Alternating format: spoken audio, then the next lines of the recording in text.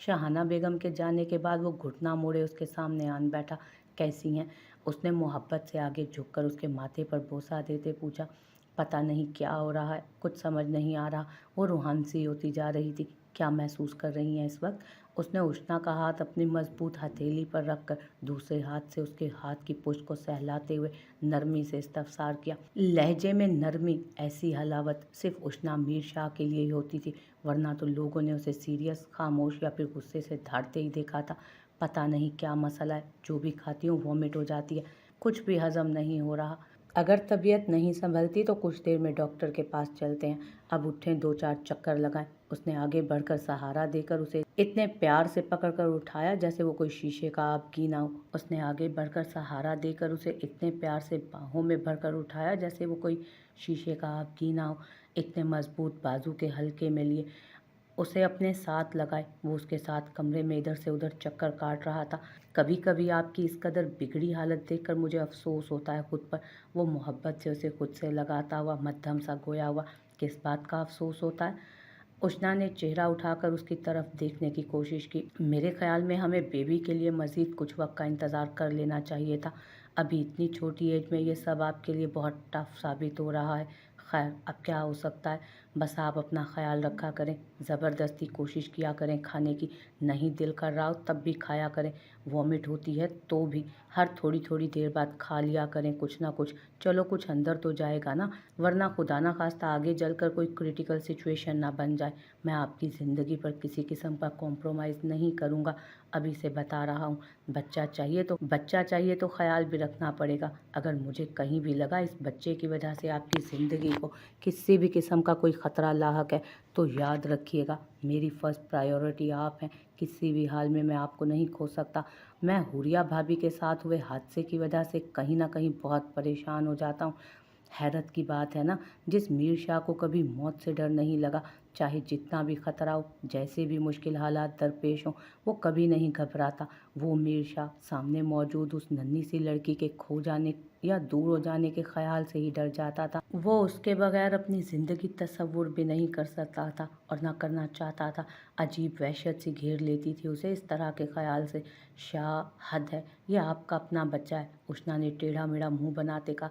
मगर मेरे लिए आपसे पहले कोई नहीं। मीर शाह के पास सबसे कीमती चीज़ आप हैं, और मैं कम अज़ कम अपनी ज़िंदगी में तो आपसे दूरी बर्दाश्त नहीं कर सकता। मर जाऊंगा यार, रह ही नहीं सकता आपके बगैर। हैरान होता हूँ अब तो कि ज़िंदगी के इतने साल मैंने गुजार कैसे लिए। फिर सोचता हूँ कि आपको देखा जो नहीं था, इसलिए अकेले रह लिया।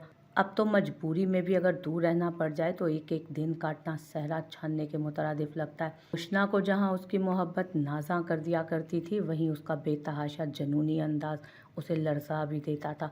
कैसे कोई किसी से इतना मुसलसल प्यार कर सकता है। पहरों वो उसकी गैर मौजूदगी में आईने के सामने बैठकर खुद को देखती थी। कैसा क्या ख़ास है जो उसे मीर शाह ने अपने लिए चुन लिया। शक्लो सूरत हसीन होना तो उष्णा के ख्याल में कोई मायने नहीं रखता था, कि अगर बात उष्णा के प्यारी होने की थी तो दुनिया में एक से बढ़कर एक हसीन लड़कियां थीं। वो शख्स तो खुद मुजस्सम खूबसूरती था कि परवरदिगार ने उसे बेतहाशा हुस्न से नवाजा था। हुस्न के साथ साथ उसका मुआशरे में एक मकाम था। खूबसूरती के साथ ऊपर वाले ने रुपया पैसा भी वाफिर अता कर रखा था। इन सब खूबियों के साथ तो उसे कोई भी हसीन तरीन लड़की उसके अपने स्टैंडर्ड की मिल सकती थी। क्या था ऐसा कि उस शख्स ने अपने दिल की स्याह सफ़ेद का मालिक बना दिया था उसे। बहुत सोच विचार के बाद भी बहुत सोच विचार के बाद भी उसे जवाब ना मिलता, कि जवाब तो वही शख्स जानता था। ज़ारून जानता था कि वो काफ़ी लेट हो गया। उसने हुरिया को 2 घंटों का बोला था कि फिर हवेली चलेंगे, इसलिए रैश ड्राइविंग करते फार्म हाउस पहुंचा। बीबी उसने काम वाली मासी को आवाज़ दी कि फार्म हाउस पर तो सन्नाटा छाया हुआ था, जिसका मतलब था कि वो सब निकल गए थे। यकीनन हुरिया उनके साथ ही चली गई होगी उसका वेट करते। सब चले गए? जी साहब, वो थोड़ी देर पहले ही निकले हैं, मगर हुरिया बीबी इधर ही हैं। अच्छा, किधर है? वो बेताबी से गोया हुआ। वो जी सबके जाने के बाद कमरे में चली गई थी, कुछ देर रेस्ट करेंगी और कह रही थी कि आप आएँ तो बता दूं। ओके, आप जाएं। मासी को भेजकर वो जल्दी से ऊपर कमरे की तरफ बढ़ा। अपने जल्दी जल्दी हवेली पहुंचना था उन्हें। जब से वो और मीर शाह जख्मी हुए थे, काजिम शाह का सख्ती से ऑर्डर था कि रात देर तक बाहर कोई ना रहे। कमरे के दरवाजे के सामने जाते ही उसके कदम थम गए। हुरिया और उसके बीच फासलों की इब्तदा इसी कमरे से हुई थी। उसके बाद वो अगर कभी फार्म हाउस पर रुका भी तो अपने कमरे में दाखिल नहीं हुआ था। उस रात के बाद आज उसने दोबारा उस कमरे में रुख किया था। कुछ देर यूं ही खड़े रहने के बाद जब उसे याद आया कि उन्हें निकलना है तो उसने जल्दी से दरवाज़ा खोला, मगर कदम दहलीज पर ही ठहर गए। सारा कमरा गुलाब की धीमी सी खुशबू से महक रहा था। जगह जगह कैंडल स्टैंड पर कैंडल्स रोशन थी, बाकी लाइट्स ऑफ थी, और वो दुश्मने जहाँ कमरे के वश में उससे रुख मोड़े खड़ी थी। ज़ारून को खुशगवार हैरत ने घेर लिया। ऐसा शानदार इस्तकबाल, इतना खूबसूरत सरप्राइज़ उसे हरगिज़ भी तवक्को ना थी। दिल यकदम ही अपनी रफ्तार से ज़्यादा तेज़ धड़कने लगा। ख़यालात मसरूर होने लगे, जज्बों के रेले उमड़ आए। कदम कदम चलता वो अपनी ज़िंदगी की तरफ बढ़ा। उसका हर उठता कदम उनके दरमियान फासला कम कर रहा था। वो उसे मनाने को, सॉरी बोलने को, ये सब कर तो बैठी, मगर अब आगे का सोचकर जान हवा हो रही थी। घनेरी लंबी रात अभी शुरू हुई थी, इसीलिए वो चाह रही थी कि पहले वो कुछ देर और लेट हो जाता, क्योंकि जानती थी वो शख्स हर काम पे तहाशा करने का आदी था, चाहे वो फिर गुस्सा हो या प्यार। उसके लिए उसका गुस्सा सहना भी बर्दाश्त से बाहर था, और उसका प्यार भी दुश्वार था सहना। उसके बिल्कुल पीछे आ खड़ा हुआ और हाथ उसके पहलू पर बांधे कि हुरिया की पुश्त उसके मजबूत सीने से जा लगी। हम तो वैसे ही घायल हैं, मजीद सच धज कर क्यों अपने इस दीवाने पर कहर बरसा रही हैं? कोई इशारा कर दिया होता तो आपकी कसम कभी इंतज़ार न करवाता। खैर, जो लम्हे हमारी मुट्ठी में हैं उन लम्हों में हम अपने लिए ढेरों खुशियाँ कशीद करेंगे। उसने उसका रुख अपनी जानिब मोड़ा। ज़ारून ने अब गौर किया, वो उसी मैक्सी में मलबूस थी जो ज़ारून ने उसके लिए पसंद की थी उनके वलीमे के लिए, मगर इससे पहले ही वो सब हो गया था। जिस कमरे में उनके दरमियान सब खराब हुआ था, आज लंबी जुदाई के बाद उसी कमरे में वो उसकी मुंतज़िर थी। आप भी कुछ कहें? ज़ारून ने उसे मुसलसल खामोश देखकर कहा, मुझे आपसे सॉरी करनी थी। फिर हिम्मत करते वो मुश्किल से बोल पाए, तो करें फिर सॉरी।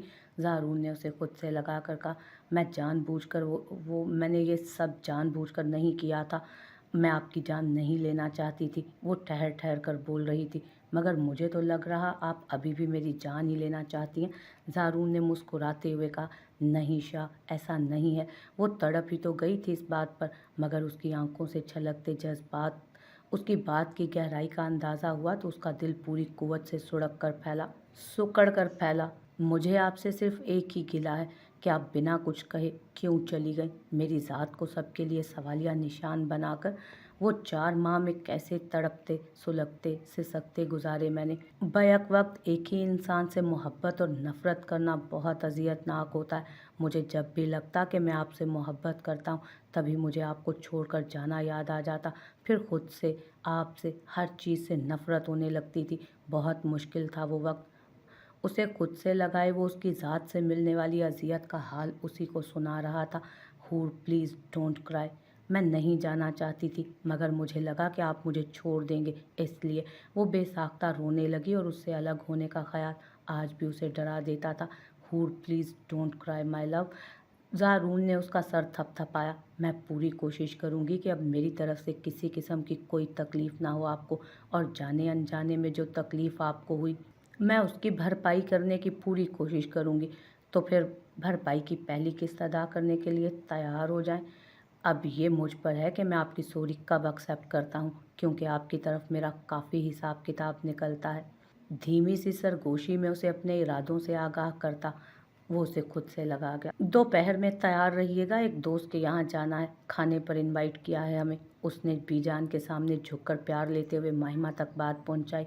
माहिमा तो उसकी चालाकी पर हैरान रह गई। मतलब उसने जानबूझकर बीजान के सामने बोला था ताकि मैं इनकार ना कर सकूं, वरना रात में भी तो बता सकते थे ना। वो बीजान के सामने उसे कुछ कह नहीं सकती थी, मगर मुझे आज घर पर काफ़ी काम है, शादी में 4 दिन रह गए हैं बस।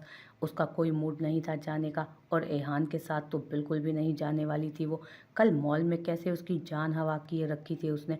इससे पहले कि एहान कुछ कहता, बीजान शुरू हो चुकी थी, बीबी, बेहतर होगा तुम अपने शोर पर तवज्जो दो, घर के काम कोई और देख लेगा। खुद को हलकान मत करो घर के कामों के पीछे, जैसा एहान कह रहा है वैसा करो। एहान जानता था बीजान के सामने उसकी नहीं चलने वाली थी, सो आराम से मुस्कुराता हुआ बाहर निकल गया। पीछे वो तिल मिलाकर रह गई थी उसकी चालाकी पर। दोपहर में उष्णा, हुरिया, इरा और फरवा ने उसकी जान अजाब की हुई थी छेड़ कर। अब घंटे से वो सब उस पर जाने कौन कौन से एक्सपेरिमेंट्स कर रही थी। वो तो बौखला कर ही रह गई थी। फरवा, खुदा का खौफ करो, तुम्हारे वलीमे पे नहीं जा रही मैं, दावत पर जाना है। वो दांत पीसते हुए चबा चबा कर बोली, चुप करके बैठो तुम, ज़रा एहान भाई की नज़र से देखो। उफ, आज तो उनके हवास काबू में नहीं रहने वाले, लिखवा लो हमसे। महिमा का चेहरा लहू झलकाने लगा। डूब मरो तुम सब कहीं। वो बुरी तरह नर्वस होती उन पर चढ़ दौड़ी तो वो सब उसकी हालत देखती हंसती। कुछ देर बाद वो दोनों गाड़ी में बैठे महवे सफ़र थे। एहान की निगाहें भटक भटक कर उस पर जा रही थी। दूसरी तरफ महिमा उसकी मायनी खेज नज़रों से नर्वस होती मज़ीद विंडो के साथ चिपकने की कोशिश कर रही थी। मैं हरगिज़ भी कोई आदमखोर नहीं हूँ जो आपको खा जाऊँगा।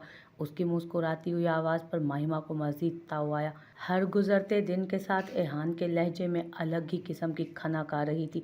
बातें मायनी खेज होती जा रही थी, जैसे फासले सिमटने वाले हो। मगर वो अपनी खुद तरसी का क्या करती कि वो एहान के काबिल नहीं है। जो रायता वो फैला चुकी थी वो अब समेटे कैसे। अदील और उसकी वाइफ ने उनका बहुत अच्छे से वेलकम किया। खाना खुशगवार माहौल में खाया गया। खाने के बाद चाय का दौर चला तो मौजूए गुफ्तगू उनका कपल था। सब जानते थे कि वो दोनों बहुत प्यारे थे और जब एक साथ होते तो जाने क्यों मज़ीद प्यारे लगते। उनकी जोड़ी को सब सराहते थे सिवाय महिमा के। जाने क्यों वो ये मानने को तैयार ही नहीं थी कि वह एहान के साथ सूट करती है। मज़ीद कुछ देर ठहर कर वो लोग इजाज़त लेते वापसी के लिए निकले। मौसम के तेवर कुछ ठीक दिखाई नहीं दे रहे थे। मेरे ख्याल में किसी भी वक्त बारिश हो सकती है, हम इधर ही रुक जाते हैं। महिमा ने शीशे के पार देखकर कहा। आसमान गहरे बादलों से ढका हुआ था। नहीं, मेरे ख्याल में हम पहुंच जाएंगे, हवेली ही चलते हैं। हर गुजरते दिन के साथ एहान के लहजे में एक अलग ही खनक आ रही थी। बातें मायने खेज सी होती जा रही थीं, जैसे फासले सिमटने वाले हों। मगर वो खुद तरसी का क्या करती अपने कि वो एहान के काबिल नहीं है। वो जो रायता फैला चुकी थी अब समेटेगी कैसे। अदील और उसकी वाइफ ने उनका बहुत अच्छे से वेलकम किया था। खाना खुशगवार माहौल में खाया गया। खाने के बाद चाय का दौर चला तो मौजूए गुफ्तगू उनका कपल था। सब जानते थे कि वो दोनों ही बहुत प्यारे थे और जब एक दूसरे के साथ होते तो जाने क्यों मज़ीद प्यारे लगते थे। उनकी जोड़ी को सब सराहते थे सिवाय महिमा के। जाने क्यों वो यही मानने को तैयार न थी कि वो एहान के साथ सूट करती है। फिर मज़ीद कुछ देर ठहर कर वो लोग इजाज़त लेते वापसी के लिए निकले। मौसम के तेवर कुछ ठीक नहीं दिख रहे थे। मेरे ख्याल में किसी भी वक्त बारिश हो सकती है, हम इधर ही रुक जाते हैं, महिमा ने शीशे के बाहर देखकर कहा। आसमान गहरे बादलों से ढका हुआ था। नहीं, मेरे ख्याल में हम पहुंच जाएंगे, हवेली ही चलते हैं। एहान ने गाड़ी की स्पीड थोड़ी और बढ़ा दी थी। हल्की हल्की बूंदाबांदी अब तेज़ होती जा रही थी। उनके शहर से निकलते साथ ही तेज़ बारिश की सूरत इख्तियार कर गई थी। अब वो एहान के लिए ड्राइविंग में मुश्किल पेश आने लगी थी। तेज़ी से काम करता वाइपर भी सामने रोड को क्लियर करने में नाकाम साबित हो रहा था। सुनसान रोड पर गाड़ी एकदम तभी बंद हो गई। माय गॉड, इसे भी अब बंद होना था। स्टीयरिंग व्हील पर हल्का सा मुक्का रसीद करते एहान को तप चढ़ी। महिमा और घबरा गई। क्या मतलब, क्या अब गाड़ी नहीं चलेगी? परेशान मत हो, मैं देखता हूँ। उसे तसल्ली देकर वो गाड़ी से बाहर निकल आया। महिमा मुंह ही मुंह में कुरानी आयात का विर्द करने लगी। मोबाइल के सिग्नल्स भी अब जवाब देने लगे थे मौसम की खराबी की वजह से। ऊपर से बिजली की कड़क अलग दहलाई दे रही थी।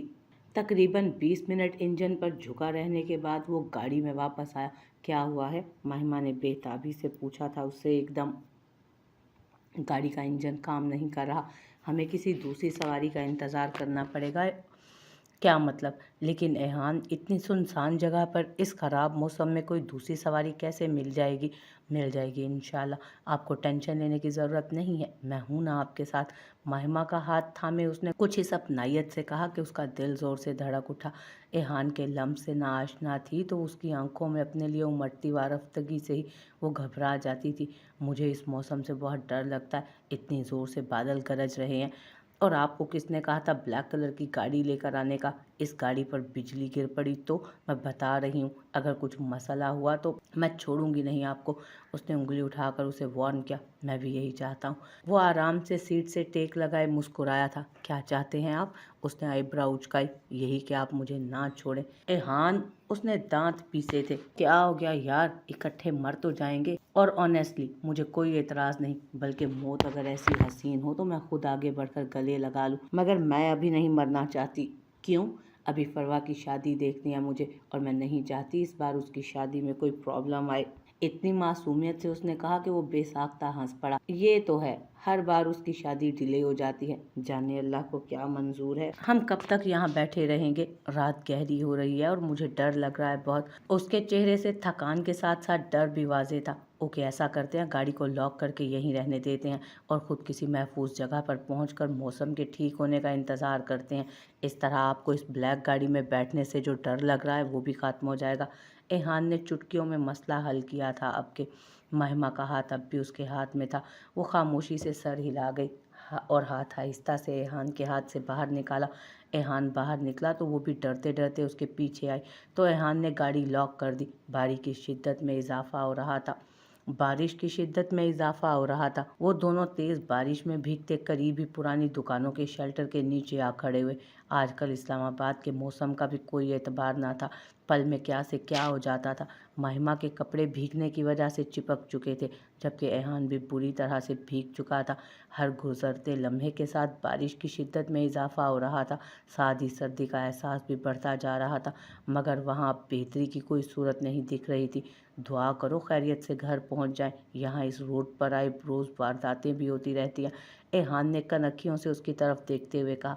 महिमा का दिल ज़ोर से धड़का, तभी उसने डर कर उसकी तरफ देखा। सच कह रहा हूँ, इसीलिए मैंने गाड़ी में बैठने को तरजीह नहीं दी। अगर आपको ये सब पता था तो इस टाइम शहर से निकलना ही नहीं चाहिए था।